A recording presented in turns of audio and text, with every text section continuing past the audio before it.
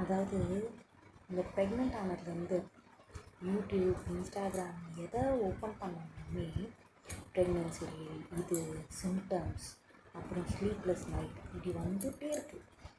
ஆனால் எனக்கு என்னென்னா அதில் ஒரு சிம்டம்ஸ் கூட எனக்கு இல்லை. நானே நிறைய வாட்டி ப்ரெக்னெண்ட்டாக தான் இருக்கேனான்னு எனக்கே டவுட் வருதுன்னா பார்த்துக்கோங்களேன். ஏன்னா இந்த திரும்பி படுக்கிறது அப்படிலாம் கிடையாது. நம்மளுக்கு இஷ்டத்துக்கு உருளில் படுப்பேன்.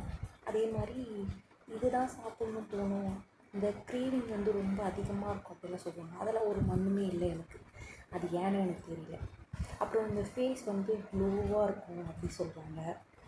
இப்போ கூட வீடியோ நான் ஸ்னாப்பில் தான் எடுக்கிறேன். ஃபில்டர் போடலன்னா படு கேவலமாக இருக்குது, பார்க்க முடியல என்னாலே. ஸோ வந்து கொஞ்சம் மேக்கப்லாம் போட முடியாது அப்படின்றதுக்காக இப்போ அதையும் ஸ்னாப்பில் தான் எடுக்கிறேன்.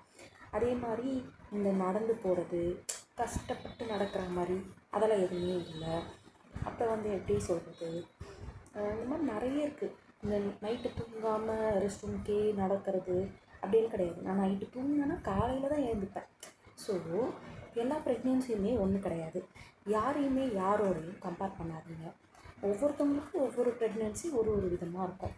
அது சி செக்ஷனோ இல்லை நார்மல் டெலிவரி ஏதோ ஒன்று. அவங்களோட எக்ஸ்பீரியன்ஸ் அவங்களுக்கு.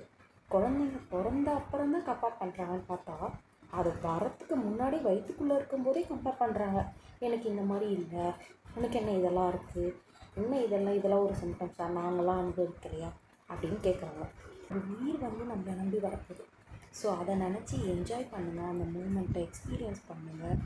அதை விட்டு இவங்க இது இப்படி சொல்கிறாங்க அப்படி சொல்கிறாங்களா நினச்சி ஸ்ட்ரெஸ் ஆகாதீங்க. அது உங்களையும் அஃபெக்ட் பண்ணும், உங்கள் பேபியும் அஃபெக்ட் பண்ணும். ஸோ சில்லாக இருங்க, என்ஜாய் யுவர் ப்ரெக்னன்சிஸ்.